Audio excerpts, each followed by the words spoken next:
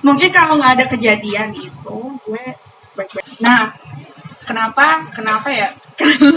Jadi gue waktu itu memiliki hubungan terlarang lah.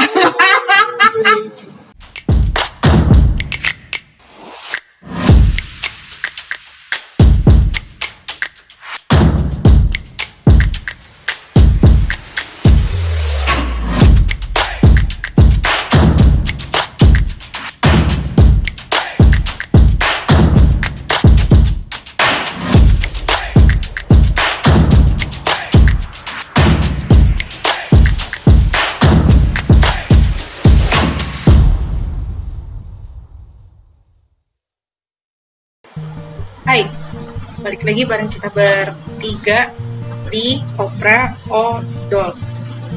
Kali ini kita bakalan ngebahas. Lu ya? Saya akan membahas dia. Membahas kayaknya, membantai. Oke. Perkenalkan diri dulu. Kamu belum tahu siapa saya? Perkenalkan diri. Nama harus. Ya. Nama Sabrina Pratiwi Maiswari. Panggil saya dengan Sabrina bisa, Tiwi bisa. Kalau Tiwi tuh kayak nama kecil sih. Orang-orang yang udah lama biasanya manggilnya tuh Tiwi. Kalau orang-orang baru kayak baru kenal 2000 sekian gitu pasti dia manggilnya Sabrina. Terus gue udah menikah, udah punya anak. Pekerjaan masih di sekitaran Hayamuruk, Hotel Combo, depan halte bus Transjakarta Harmoni. Tahu kan yang terkenal di dunia itu, hotelnya yang paling bagus. Iya. Terus gue lulus kuliah tahun 2008 di UI. Iya, nggak terima banget. Fakultasnya fisik, jurusannya pariwisata.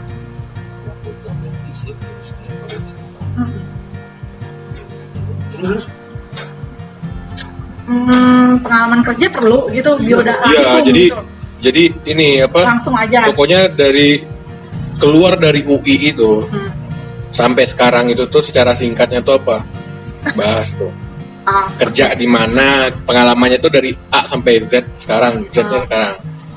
Oke. Jadi sebelum di UI tuh gue sekolah di SMIP Jaya Wisata 2. Iya, di Kalimalang. Yang kece-kece itu, yang artis-artis semua. Ya kan? Jawis 2 Kalimalang. Jawis. Mana Jakarta Jawis?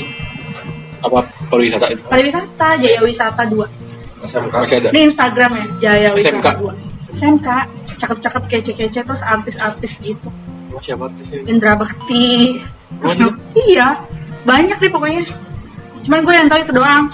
Yang lainnya gue nggak tahu. Jawis satu ini di mana? Menteng. Oh, yang dekat masjid itu ya? Iya. Jawis 3 di Pondok Cabe, tapi nggak tahu masih ada apa enggak ya.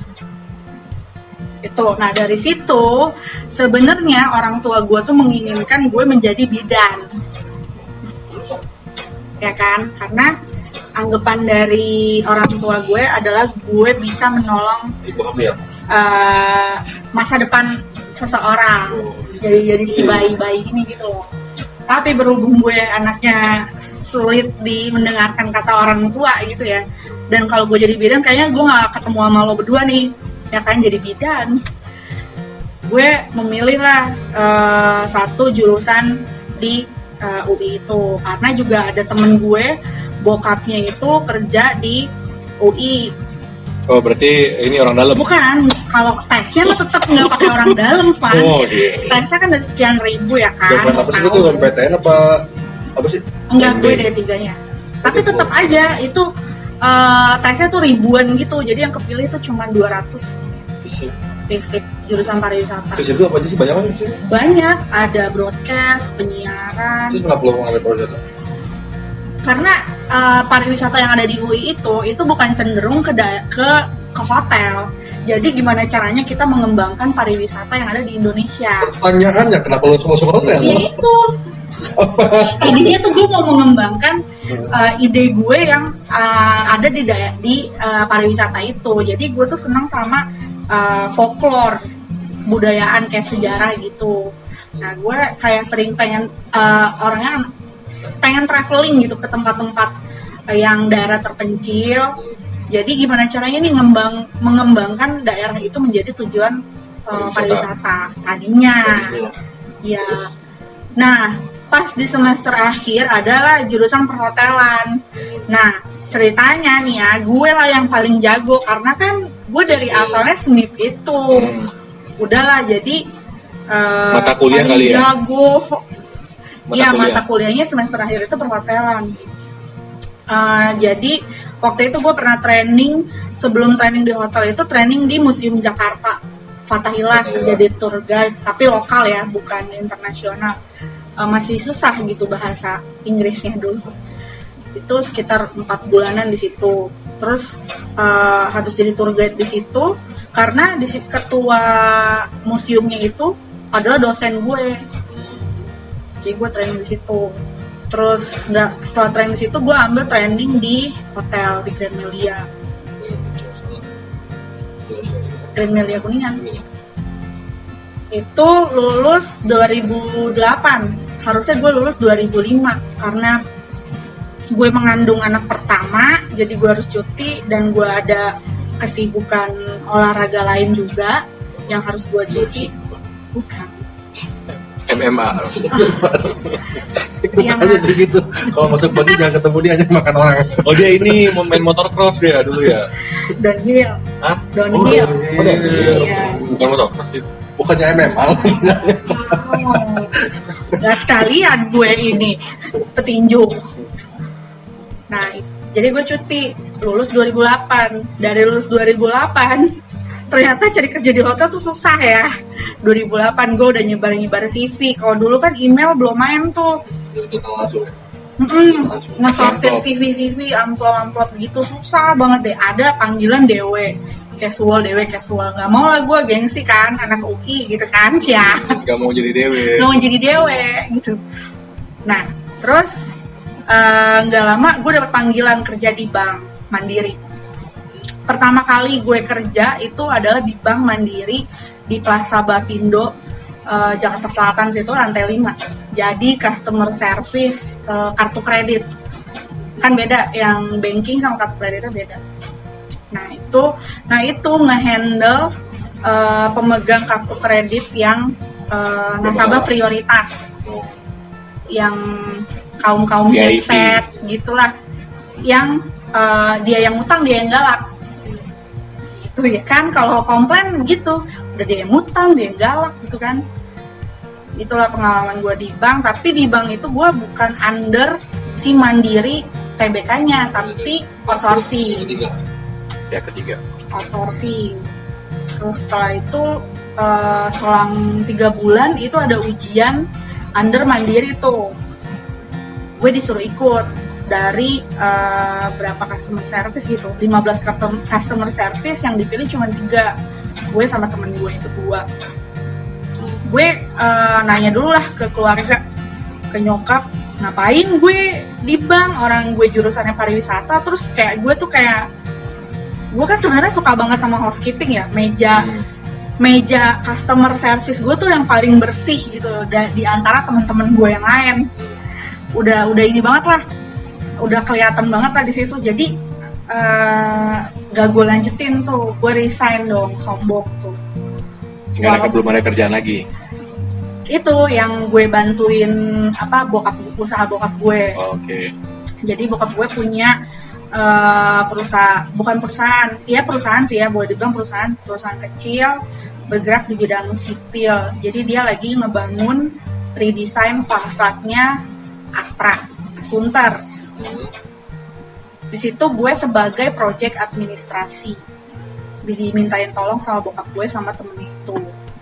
Terus Masuklah gue ke dunia sipil itu ya, yang gue nggak tahu gue mau ngapain sih. Kalau cuma ngurusin duit doang, terus pembayaran itu gue bisa. Cuman item-item di dalamnya itu kayak gue ngurusin paku beton, terus supply semen, coran apa gitulah, pokoknya petty cash dan lain-lainnya itu gue handle. Penggajian juga. Nah, selang gue di situ, gue ngelamar lah ke hotel tetep kan. Gue dapet di waktu itu mereka lagi zamannya pre-opening, tapi bukan benar-benar pre-opening, udah berjalan sih. Yang mereka pergantian dari dia ngebangun mall sama private resident itu. Nah, gue bisa dibilang sih jarang kerja yang pakai orang dalam tuh, gue jarang. Jadi sendiri bener-bener ngasih CV, emailin. Nah itu gue dapet tuh akhirnya. Bangga banget sih bisa di situ. Kurang lebih berapa ya? 8 bulan deh. 8 bulan. Kenapa berhenti? Malu gue kalau pertama berhenti. Gue bingung. Gue bangga banget di situ kurang lebih 8 bulan. Tapi ditanya kenapa berhenti? Enggak. Kalau gue membanggakan sesuatu tuh, gue bangga banget kerja di situ. Gue udah 4 tahun kerja di situ. Ya, gini loh.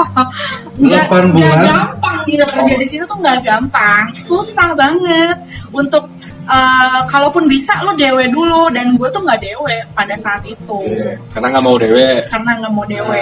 Coba pertanyaannya kenapa keluar? Iya, kenapa keluar? Bisa dilewat nggak? Nggak bisa, bilangnya aja.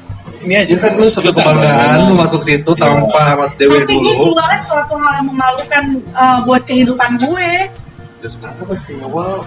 Isi belum tahu. Ya, jangan ketawa ya, jangan ketawa dan jangan ilfeel juga. Ini nggak usah jujur ya, bohong aja ya. Ya. Bohong aja kan? Jujur lah. Lu makanya gua percaya kok. Ya kan mereka yang nonton juga langsung subscriber naik gitu kalau gue jujur lah. Kan kali aja yang dulu. Oh, ya, kamu masih mengingat ya? Kamu masih mengingat ya? Oh iya. Jadi gue tuh keluar nggak apa sih.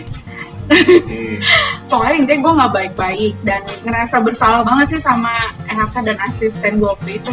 Tunggu, ini anggaran cukup jauh. Masih belum paham nih. Tadi lu statement lu, gue bangga loh tanpa harus DW dulu gue jadi staff. Oke, dapat berapa? Pikiran gue berapa tahun ya? 8 bulan. Hah? Mungkin kalau nggak ada kejadian itu, gue baik-baik. Nah, kenapa ya? Jadi gue waktu itu memiliki hubungan terlarang lah. Skandal jepit. Iya, skandal jepit dan akhirnya gue keluar. Yang keluar kenapa nggak cowoknya yang keluar aja? Karena gue orangnya gimana ya, kalau ketahuan dong. Ya, terus? Ketahuan, semua keluarga gue tahu, terus maksudnya keluarga itu ya, terus si orang-orang hotelnya tahu. Ya sebagai perempuan ya malu lah, malu, terus ya udahlah gue keluar dan si cowoknya masih di situ. Sampai sekarang? Gue nggak tahu deh. Inisial coba. Detail aja. Terus dari itu mana? Dari rehat dulu. Gue rehat dulu, terus dari situ itu masa galau gimana gitu ya? Enggak ngerasa berdosa gitu, jadi malaikat di sekitar gue hilang, adanya setan. Itu masih penasaran nggak itu kenapa? Nanti kalau private kita ceritain. Dari situ gue ke salah satu hotel di Kuningan, di daerah pokoknya terowongan Casablanca itu depannya. Sebelahnya itu kedutaan Malaysia. Inisialnya M. Manhattan. Nah, di situ cukup lama tuh gue di situ, hampir sekitar 5 tahun. Itu baru kan? Lama kali. Oh, yang gedung sebelahnya yang baru. Yang Bang Muamalat. Nah, itu dia cukup lama tuh situ sebagai room pertamanya mini bar attendant. Mini bar attendant tuh kan masih kan di sana 20 cekot NC gitu ya, lupa gitu ya. Gue pernah tuh gitu. Nah, itu di situ ilmunya banyak sih, selain yang gue dari room attendant di hotel, 3 bulan kemudian gue dipindahin ke private residence-nya, ngurusin in-house yang ada di situ, kayak GM, Director of Engineering, karena kan mereka semua HOD-nya expat semua kan. Itu gue sama temen gue tandem sama tenan-tenan yang ada di situ, dan semua tenannya juga expat, nggak ada yang Indonesia. Selang dari situ itu kayak orang-orang terpilih gitu sih yang masuk ke si private residence itu. Dari situ ya amat disayangkan dengan kejadian itu. Sebenarnya ilmu yang bisa diambil itu banyak banget ketika ada di hotel berbintang 5 yang plus-plus itu. Internasional. Bukan plus-plus ini. Bukan pijat. Nah, dari Manhattan tuh ilmunya juga banyak. Minibar attendant kan masuknya tuh di housekeeping kalau di sana. Ada salah satu hotel, beberapa hotel mungkin masuknya FB ya. Nah, dia tuh jualan banget minibar hotelnya, kecuali tamu grup ya. Kalau tamu grup itu minibarnya di take out semua atau dikunci. Itu di sana sistem postingnya enak sih, jadi kayak PABX gitu. Jadi dari kamarnya kita langsung posting, FOI langsung keluar. Kalau dari sini kan terlalu amat bagus ya kan, jadi VHP-nya juga masih ini kan, gimana dong? Gitu. Ibu jangan ngomong kayak gitu dong. Iya. Nah, terus dari minibar attendant setahun tuh ya gue naik jadi supervisor di promo, supervisor minibar. Setahun itu. Setahun jadi itu. Nah, ternyata dapat lagi assignment lagi untuk sekaligus jadi room supervisor juga selain jadi supervisor minibar. Tapi gue khusus megang ladies floor. Ladies floor? Ada lantai 9. Untuk ladies? Iya. Cowok nggak boleh masuk? Kalau tamu grup, kalau udah nggak cukup kamarnya ya mau masuk. Kalau misalkan hari biasa gitu, cowok nggak boleh masuk? Nggak boleh. Kalau itu suaminya atau pacarnya nggak boleh masuk? Nggak boleh. Anjir. Kereta, ladies floor. Dia ada lounge-nya sendiri. Cewek semua gitu? Cewek semua. Lounge-nya Siap banget ya sendiri. hidupnya. Business center sendiri. Ya, tapi peralatan yang di kamarnya tuh bener-bener cewek banget. Bagus sih. Di situ Aku tahu kalau cowok floor male floor. Gak usah deh. Terus banyak pasti itu peminatnya. Terus itu dari Manhattan kurang lebih 5 tahun lah ya. Waktu itu lagi ada huru-hara demo-demo tuh di hotel itu. Oh, di Manhattan ya? 2010 ya, 2010 ya 2010. Gue kan di sini 2011. Kok 2010 sih? 2016 gue di sini. 2016. Nah, Sebenarnya 2015 huru-hara demo-demo itu. Gue cari-cari kerjaan lain lah. Apply lagi, dapet lah di Swiss Bell Kelapa Gading yang nggak jadi-jadi itu karena ada accident kebakaran itu kan. pas itu ya, jadi lu parah ya. Gue itu salah satunya yang kasihan. Jadi hari Jumatnya, hari Seninnya masuk, Jumatnya kebakaran. Belum jadi ya motornya. Udah 70. Maksudnya belum jadi bangunan 100%. Belum. Iya. Baru 75%. Jadi katanya sih yang kebakaran itu kayak tempat penyimpanan karpetnya gitu. Jadi mau ngomong habis lah itu semua, 3 floor yang bener-bener hangus. Belum ada kali ya, belum maksimal kali ya. Belum maksimal tapi udah. Nah, rencananya tuh di bulan depannya tuh kita mau open 2 floor dulu, tapi nggak jadi karena ada itu. Nah dari situ dari si Swiss Bell Kelapa Gading itu karena sebenarnya baik sih ya manajemennya itu nggak memberhentikan kita langsung, tapi kita dikasih jeda dulu, masih training dulu sekitar 3 bulanan, training tetap dibayar, tetap gaji, tetap full. Mungkin udah mikir kali ya earningnya kita nggak bakalan bisa lanjut, nggak memungkinkan, jadi di stop lah kita dan disalur-salurin kemana, ke Swiss Bell yang sister company mereka. Nah pas giliran housekeeping itu, housekeeping supervisor itu adanya di Swiss Bay Luwuk, Sulawesi. Dan gue nggak tahu deh tuh Luwuk sama Luwak bersahabat apa enggak kan. Terus nggak mungkin lah gue ambil karena gue juga punya anak kan, punya keluarga. Akhirnya gue apply lagi lah sana sini. Udah pede tuh, maksudnya ini gue bakalan dapet lah, keluar dari sini juga.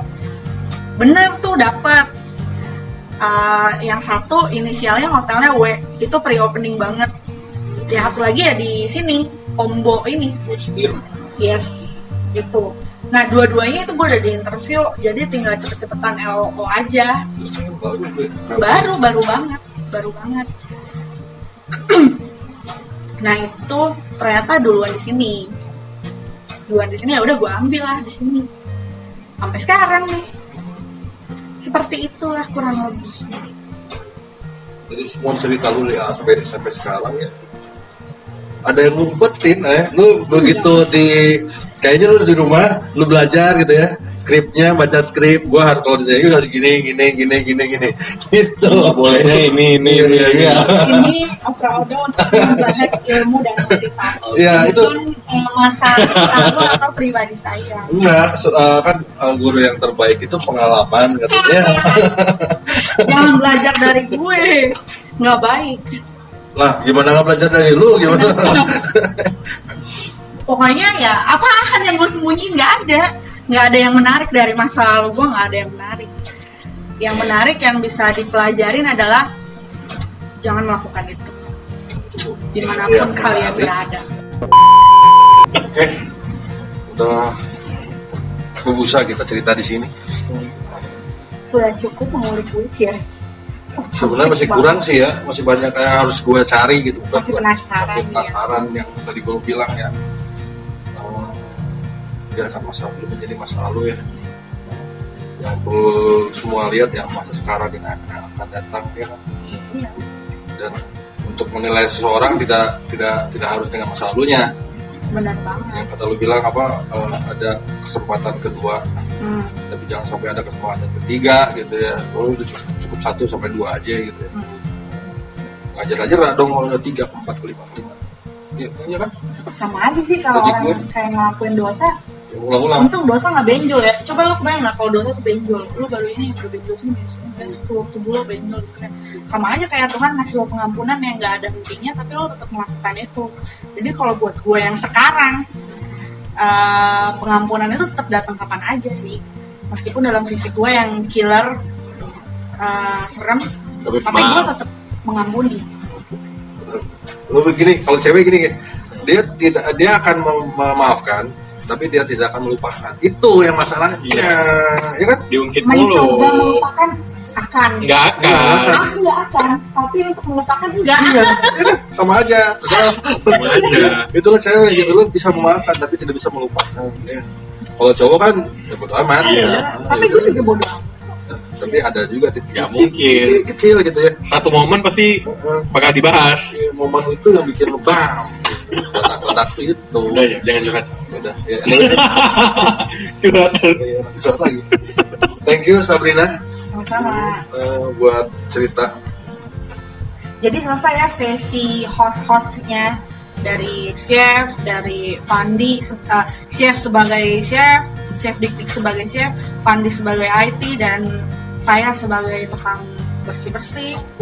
Gitu ya. Jadi untuk selanjutnya, next kita bakalan kedatangan narasumber yang menceritakan motivasi dia di dunia pariwisata, dunia hotel, dan sharing ilmu tentunya ya.